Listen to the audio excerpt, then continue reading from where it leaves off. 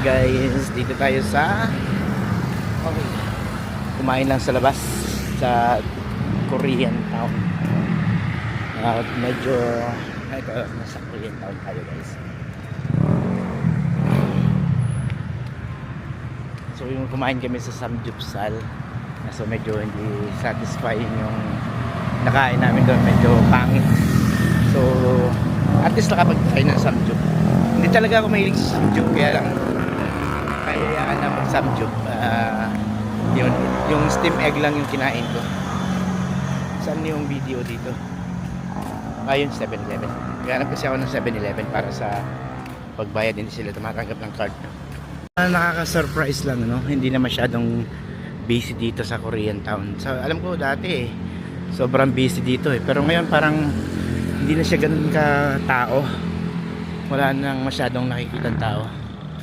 Wala na masyadong sa dati nung bago-bago lang to, parang sobrang daming tao dito. Halos magdamag na buhay tong kalsada na to. Pero ngayon parang kukunti lang.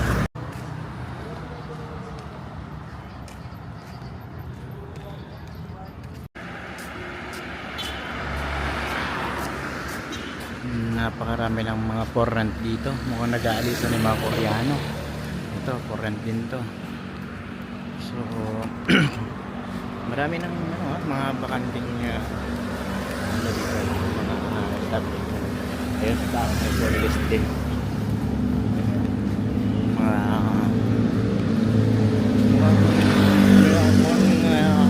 Tahimik na tong Korean town na to. Napakarami ng mga bakanting.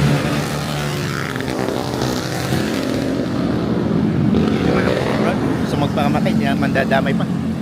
Ayun, pakaraming mga bakanting pwesto dito ngayon sa Korean town. So nakakabahala to. Mukhang nag-aalisan na yung mga ibang Koreano dito, mga business. Ngayon nga din, makikita ko, napapansin ko na hindi na ganun ka busy. Wala na masyadong tao dito sa Korean town. Itong blue mo dito, dining. Tahimik na tahimik. So yan, punta tayo dito sa 7-Eleven para makapag-withdraw.